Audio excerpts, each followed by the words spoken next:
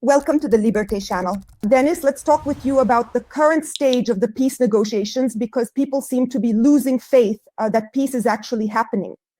According to Axios, President Trump admitted, at least that's what they report, that he told his confidants he was mistaken when he thought Putin was ready to make concessions. Supposedly, he says that Putin is not ready, and Trump said he is dissatisfied with this situation. At the same time, it feels as if he wants to shift responsibility onto Europe or is giving them an ultimatum because he says, do what I say and then the war in Ukraine will end. In other words, he is hinting at allowing NATO countries to buy oil from Russia and lifting sanctions on India and China. How would you analyze this situation and explain it to the viewers? They say, I spoke about this on your broadcast. The European Union bought energy resources from Putin worth 205 billion euros during the war. That's an astronomical amount of money. Trump is not going to play the fool in this situation. He will end the war, he will make all the decisions, America will take financial losses, and Europe will continue to finance Putin. That's why, of course, he sets such tough conditions. Will they comply with them? Europe, of course, will not. Europe wants Ukraine to keep bleeding, let them fight, let Trump impose sanctions, let America suffer financially, and we will keep trading with Putin. Putin, yes, just send out some reconnaissance drones over there. Well, we'll spend a huge amount of money on that, on a cheap drone that costs $10,000. Well, that's how it is, but it's Europe's time now. Well, not Europe as a whole, but the European leaders, to be precise. But to say outright that we will shoot down these drones with confidence is still impossible. Because there was a drone over Romanian airspace, it was there for 50 minutes, and they were debating whether to shoot it down or not, and in the end, they didn't, once they were sure it was heading toward Ukraine. That's unfortunate because every drone means someone will definitely die or something will be destroyed. So why did they decide not to shoot it down? Do you think that was the right decision? No one wants an escalation with Russia. No one wants the war to escalate. I keep repeating on every broadcast, only someone like Zelensky could have gone for escalation and for war in principle. No other European leader would do that. They would take 10 detours until the very last moment. Only when it becomes absolutely clear that Russia is starting a war, then everyone gets involved. That's how NATO works. It's not like there's just some leader sitting there making decisions in those countries. As soon as something happens, they're on the phone, consulting with NATO, with everyone. Everyone's on edge. Everyone is discussing what to do. Well, it can't be any other way. Putin is probably sitting there enjoying himself, I repeat. They're funding him, and those drones, they're funding them too, it turns out. This situation is reaching the point of absurdity, and these hypocrites are just sitting there thinking about drones. And look, over Poland, they shot down 4 drones back then. As I already mentioned, a drone cost 10,000, while the missile used to shoot it down costs, I think, 3 million euros each, or almost 3 million euros each. They launched them from F-35 fighter jets, which are extremely expensive, the very best. And that's peanuts. $10,000 for Russia is nothing. Exactly, that's the situation. It's both terrifying and absurd. Do you think this was truly done on purpose, consciously? Such expensive equipment was utilized just to shoot down such an inexpensive drone? It's as if they didn't really know, as if they simply don't have the same level of experience as Ukraine.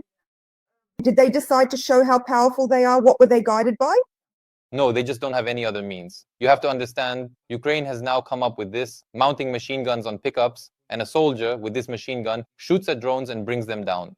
Sometimes, probably, they use missiles, and as far as I know, air defense systems. But generally, drones aren't shot down with machine guns. It's kind of, well, chaos. This was a cheap method found in Ukraine simply because they had to find some kind of solution. And so that's how it was found.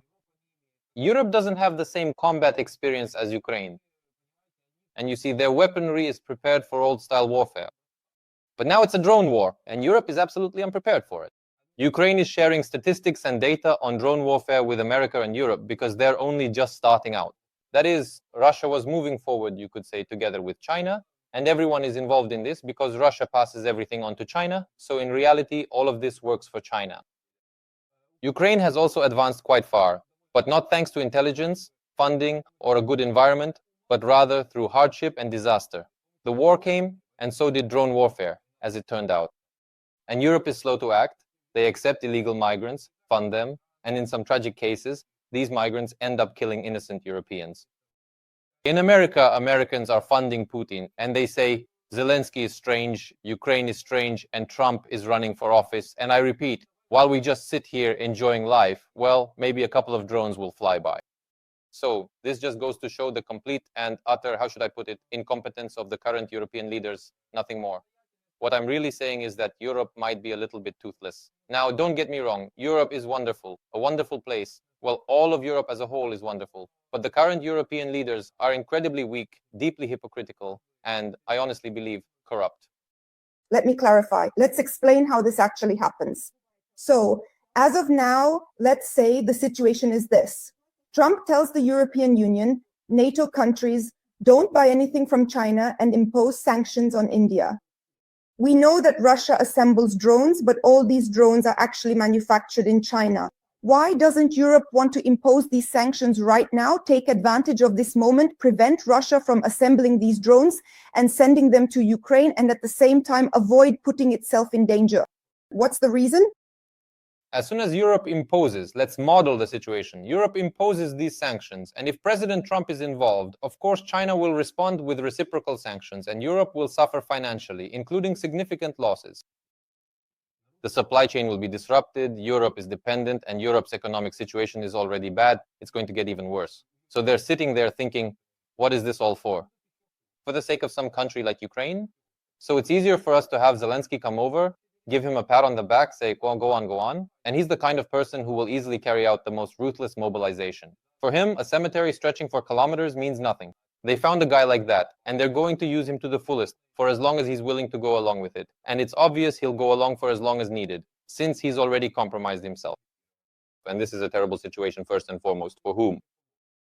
Right now for Ukrainians, and in the future for Europeans. Well, there won't be a war, Putin won't go to war with Europe, but he will get on their nerves. I always say that's the KGB style. He'll get on their nerves, he'll test the red lines, a drone here, a drone there. But you don't pay for it, you just sit there and think, but you don't pay for it.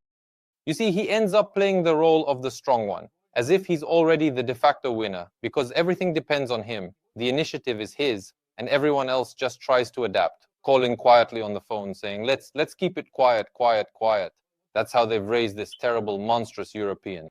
And this didn't just start yesterday. This is something Angela Merkel worked on. It's a very old story. But if we look at this situation with China and see that Europe is dependent on Chinese goods, then the question arises, will the same thing happen with China or not? Just like what happened with Russia, you say you were preparing for such a Putin. Couldn't the same thing happen with China exactly? Remember, if we go all in with China, it could also be a colossal mistake. Just as China hasn't yet become so strong that it would unite even more with Russia and go to war against Europe. What about in case of sanctions? If Europe continues to actively buy goods from China, just as it does now, will they end up feeding the Chinese? No. Of course not. And in the 90s, America made a decision. I don't remember exactly, I think it was under Clinton, to buy everything from China, to follow that direction of buying from China. With America, I think they have the highest trade turnover, followed by Europe. And of course, this feeds China, and China is churning out fleets like crazy, drones, airplanes. And in general, it's a frightening thing what's happening there. The only saving grace is that there's also massive corruption in China. And, well, the quality leaves much to be desired, but that's exactly what they're counting on. Overall, of course, the situation is frightening. Well, in principle, the situation is similar. How could it have happened? How could they have allowed Putin to be raised and nurtured like that? That's how it all was. You can't do this in a month or a year. It's a process of 10 years. What's even more frightening is that now with China, this story could repeat itself. They'll raise another dictator just like that, you could say. And what will happen in the future is unclear. And Lukashenko, he is acting very wisely. They're conducting such drills in preparation for 2025, and he supposedly acted so cleverly as if he wanted to make a surprise. He wrote a letter to Trump in America and invited representatives of the US to come and observe these maneuvers. Prior to that, we are aware that Trump, through Melania, sent a personal letter to Lukashenko and even a pair of cufflinks. So what do you think is really behind this particular desire? Was it to surprise Trump, which would definitely shock all Ukrainians, or does Lukashenko have some other hidden motives? No, it's multi-layered. Let's discuss it. You know, the Americans have visited Lukashenko many times over the past couple of months. America's interest is, first of all, Belarus's participation in peace negotiations. And that's because Lukashenko still doesn't have much influence over Putin. Belarus is our partner. Next, Lukashenko is very interested. There are a lot of political prisoners, and he is gradually releasing them. We have released some political prisoners. You lifted the sanctions from Belarus. You know, Trump lifted them from Belarus, and we also helped you there. And then the cooperation just kept going and going. Regarding Lukashenko, Lukashenko, of course, is wise within the framework of that concept, that understanding of life he lives by. That is, within the dictatorship he has built, he is doing everything right. I understand Lukashenko well. Let's say I can sense him, you can negotiate with him. But his worldview, his way of life, in general, I absolutely do not support. Such a large number of political prisoners says a lot. In normal countries, this doesn't happen. In democratic ones. And those who pretend to be democracies, and moreover, these political prisoners are kept in terrible conditions. The Belarusian KGB behaves horribly. These are terrible conditions. But Ukrainians are surprised when they hear people say that supposedly Trump was for Ukraine and was on Ukraine's side. And Lukashenko has always supported Russia. And now, supposedly, representatives from America have gone to Belarus to observe these preparations. And this is very disappointing for Ukrainians. What do you think? Should people be disappointed because of this? This is political illiteracy and general ignorance among people who think in such categories. Well, this was propaganda that was imposed, especially regarding Zelensky. How does it work for them? If someone doesn't actively support Ukraine, they're immediately considered pro-Russian. And they expect that some president of a foreign country is supposed to owe them something. But look, the Polish president cares about Poland, President Trump cares about America, they all care about their own countries. They're not obligated to love Ukraine, or to like us for that matter. Maybe if they're decent people themselves, they can feel compassion, they can help, somehow assist. But for them, Ukraine can't be number one on their agenda. And our people live the same way. We think everyone owes us. We're poor, we're unfortunate. Please, the whole world. And then what do we see when we open our news? The donations were stolen. Some guy collected donations supposedly for the front, but didn't buy the vehicle. Or for example, you open another channel where Ramak's assistants, DJs in white hats are playing as if to cover something up. That's it, not reality. And then he buys himself a Mercedes too. All the Soros-type volunteers. The worst ones are even higher up. Now society has learned so much about this. That's why I call on those people you mentioned. You said, that's how Ukrainians treat it? I call on those people to look at it from this point of view. Ask questions of your own president within your own society, not bothering the Poles or the Americans. Say thank you for what is being done. It's not a small thing. People, in turn, I urge you to subscribe to the Liebe KUI channel and like the video. And please write in the comments what you think about this. We started talking about the fact that in Europe, migrants and the economy are in the best condition, but in London, people have woken up. You could say they've taken to the streets, but tell me, isn't it too late? They came out specifically against migrants. They don't want so many migrants in their country, and accordingly, this requires spending. They have to be supported. People are against it. What will this achieve now? Well, what is the current situation over in Great Britain? They have a completely leftist government, and the country is facing a complete super crisis situation. The elites are corrupt, including them. Well, there is a good reform party there. There's a leader among the right wing. That's Tommy Robinson, a very well-known figure. And he organized these rallies. The rallies were truly massive in scale. Did you recognize them? Of course I did. Is it even possible to save the situation? Yes, but it's already very difficult. Islamization is progressing at an unimaginable pace.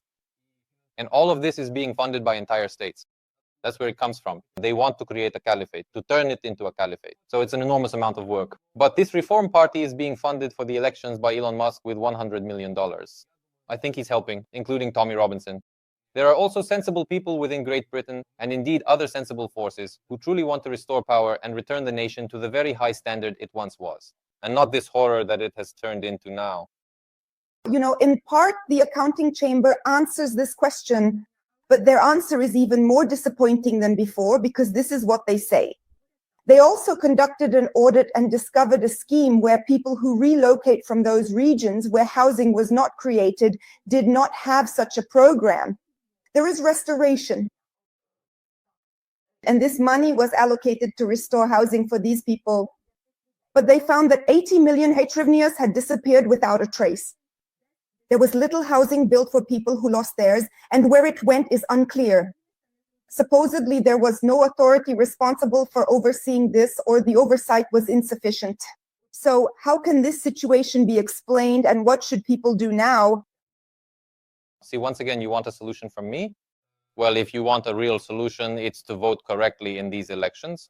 Vote for an idea, not for some project put together for you by Soros, the oligarchs, or the president's office. That's what needs to be done. You can keep lamenting about Ukraine for 34 years. Everyone is throwing ashes on their heads. Everyone has bowed their heads. Everyone is miserable. Everyone is being robbed. But I don't see any protests, no plans to take to the streets. On social media, I don't really see much either, except from my audience and a couple of other people. A protest is needed to challenge the system. We need to shout about the breeding ground of officials, the endless state apparatus. We need to demand a reduction in government spending. You see, all of these programs, they are all really designed for stealing money. Then, ultimately, in the end, by manipulating these quotas, they hand them out to their own people somewhere. It's a whole established procedure, a big corrupt chain, and you just have to think about the sheer numbers involved. The war costs Ukraine about $50 billion a year. Before the war, Ukraine's budget was $40 billion. So Ukraine's budget is close to $100 billion a year. Just imagine what a jackpot that is, $0.1 trillion for embezzlement. I mean, I don't need billions for embezzlement. That's the level of Zelensky, Yermak, those kinds of oligarchs. Maybe just a few of them. But $1 million for embezzlement.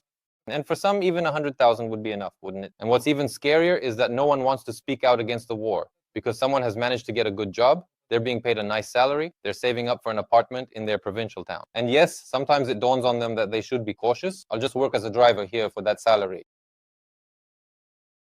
It's upsetting in this situation. Yes, I really wanted to hear not so much a solution, but rather a condemnation of those people who tried to steal the money that was meant for rebuilding homes for people who lost theirs. This really is a very unfortunate situation because people truly have nowhere to go. Men end up on the street, and then the TCC can abuse them simply because they have no home and nowhere to take shelter. Meanwhile, the budget of Ukraine for 2026, a large portion of this budget is allocated specifically for weapons and defense. So does this indicate that the war will indeed continue, or that our authorities are preparing for that? Despite the fact that a huge chunk of our budget is being sacrificed from science, healthcare, and education while funds are being allocated to weapons? Well, first of all, the state shouldn't be involved in science. There has never been any science in Ukraine, and there isn't now. And it shouldn't be involved in education either. And secondly, yes, they are budgeting for war. They are continuing to plan for war. They intend to keep fighting, and they are doing everything for that purpose. And it's frightening when the question is even raised that a person can only earn a living near the war. That is, a normal state creates conditions so that a person can get a decent job or start a business where the business climate is good. But here, you have to be with the state, somewhere near the war, as some kind of expendable material for life. Well, they'll take 1%, make showcases out of them, and parade them around for interviews on various YouTube channels or TV stations, all sorts of flashy sites, like the one we saw today. These are project people. But a real man, a real Ukrainian guy who has been at war, is now undergoing medical treatment, and all his acquaintances are collecting money for him after the front, if, for example, he was demobilized due to a serious injury or for other health reasons. And here we come to the main question. At the last meeting, I asked people this question. Aren't you tired of this? Don't you see that the situation has become completely absurd? You talk about how money was stolen from this housing project. But what they want is a day of the Vyshyvanka, to speak the language, basically to praise the president, praise the situation, and keep cheering for the war to go on. No one needs common sense anymore. No one wants to raise these issues. Come on, guys, just wait. Things are really not normal at all anymore. It's not just some small problem somewhere. Everything is 100% really bad. Everything is 100% really bad. People, you need to understand, that's it. We wanted to leave the old behind. All of this is old, not just Zelensky. It led to today. We wanted everything to be completely new, as if it were 1991, starting from a clean slate. But officials say that everything is bad because of the war. For example, Roxolana Pidlasa, the head of the budget committee of the Verkhovna Rada of Ukraine, says that everything in Ukraine would be fine and the economy would be fine too. It's just that the war started. And if that hadn't happened, Ukraine would have a gross domestic product just like Poland's. Do you think she's serious? Is she really saying that or not? You know, I think Roxolana Pidlasa, I honestly think she's crazy. I really do think she's crazy, but in the end, she's carrying out the very same task as all of those other people, that entire bunch who are working for the globalists. And you have to go out and make such statements, just for the 90 idiots out there. I just hope there aren't many idiots in Ukraine, not many who would believe this. So let's rephrase what she said. Today I even posted this in my Telegram channel. She says that if it weren't for the war, we would basically be on par with Poland in terms of GDP by now. But that's a lie. The war started in a hybrid form back in 2014, but everything ended pretty quickly. So there it was getting less and less, and there was less and less that was preventing us from developing the economy. Then under Zelensky, there were 3 years before the war when there was economic growth, some kind of GDP growth. A GDP growth of 3% means we would never catch up to Poland. That is, in order to catch up with Poland, I calculated as if Poland would just stand still. But Poland is not just standing still. Poland is moving forward rapidly, catching up with the top countries in Europe. Today, it is already among the top 20 economies in the world and has surpassed Japan in GDP per capita. Japan, one of the most technologically developed countries, and yet Poland didn't do anything extraordinary. They essentially carried out what were considered standard liberal reforms. Ukraine, in contrast, can actually implement much bolder. It should already be carrying out much bolder reforms, like those Javier Milei is doing, and even bolder ones. But tell me, who needs this? Well, I need it. Probably you need it, our viewers need it. Those who want to have decent living conditions at home, to develop themselves and to live with dignity. And automatically, if things are done this way, Ukraine will develop. But all these people don't need reforms. Right now, the ground is fertile for them. Without this war, they would be nobodies, without money, without positions. And today for them, this war is a chance to make money, to live with dignity. On top of that, they get to feel superior, saying, you're all draft dodgers, you're pro-Russian, you're something else. In other words, you're Kremlin agents. To clear the field, we are here. The most important thing is that this side is for us, not for you. Fascists. According to military expert Ihor Romanenko, it is now imperative that we find a way to mass produce the Flamingo missile. It's interesting. Why is this question even coming up?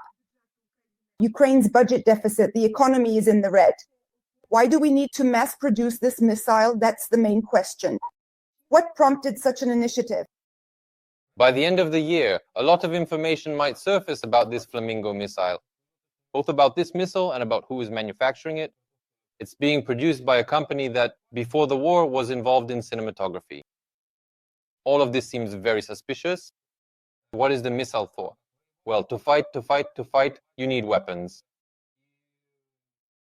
You have to understand, if Ukraine turns into this kind of arms hub, then there will always be war in this region.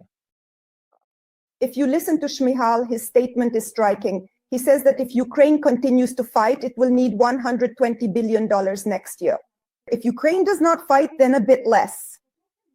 And he says that mobilization is going according to plan, and the results they aimed for have been achieved. What do you think? Is he provoking people, or is this just the reality, or how should we comment on this? No, Tatiana, he's not provoking people. He's wiping his feet on them. Essentially, he came out and said, you're all idiots. I don't respect you. You're just cattle to me. Well, the man is wearing black, but he's clearly saying white.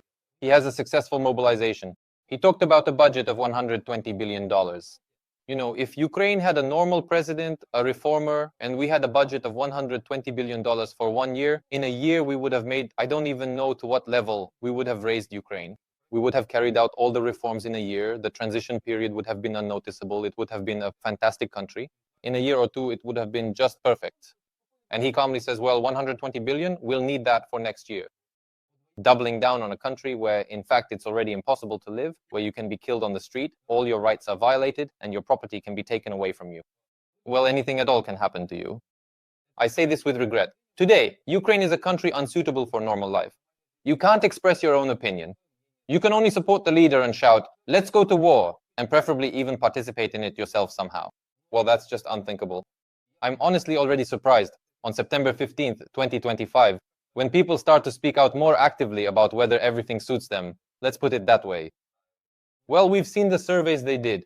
Among 13-year-olds, they conducted polls, and 30% say they're planning to leave Ukraine. And that's just the official number.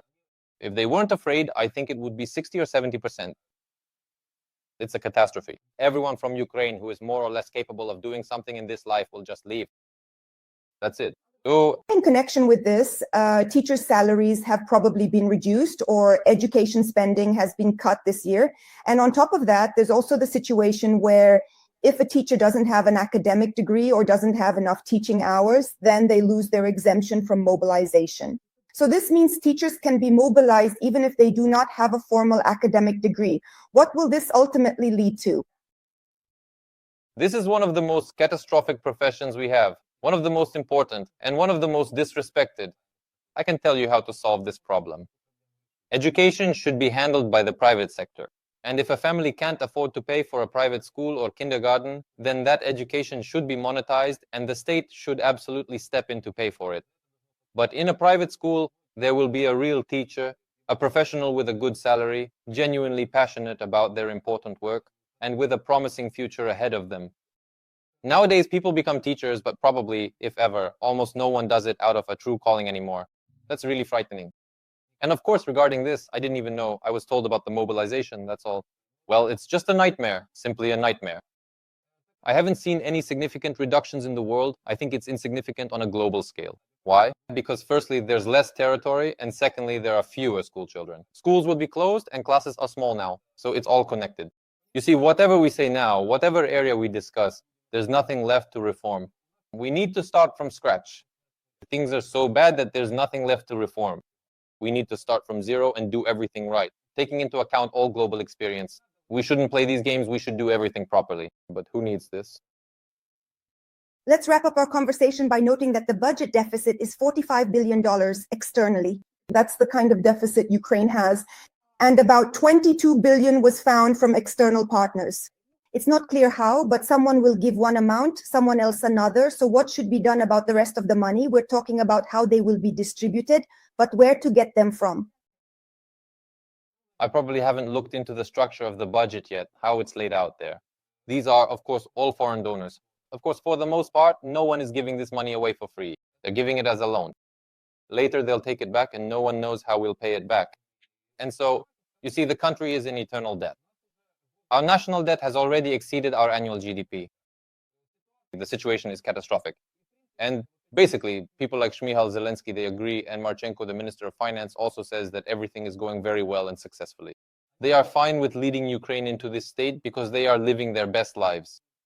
They are multimillionaires. They are in a privileged position. Their families are in a privileged position. Their families can leave and come back as they please. Children, grandchildren, nephews, brothers, whoever, those closest to them, their inner circle, can study in Europe or America without any problem. Absolutely no problem at all. Do they need Ukraine? No, you need me. Why do they need reforms? With reforms, they would have to actually go out and prove something, do something meaningful. And now, well, is it really any better now? Right? But without reforms, how can Zelensky go to elections? Without reforms. If you don't propose any reforms in this particular situation, and let's say elections are soon, how will Zelensky run in the elections if he doesn't push for reforms? What will he offer people? First of all, right now he's fighting for Ukraine to be accepted into the European Union, to move towards the EU. Secondly, he could say, I ended the war from within. I ended the war with Russia. I brought Ukraine into the European Union. I'm a truly historic president. Of course, reforms, I'm not saying there won't be promises of reforms, but these will be the same kinds of reforms that were promised last time before the elections, the ones they showed on YouTube. This shows that those people have no idea what they're talking about.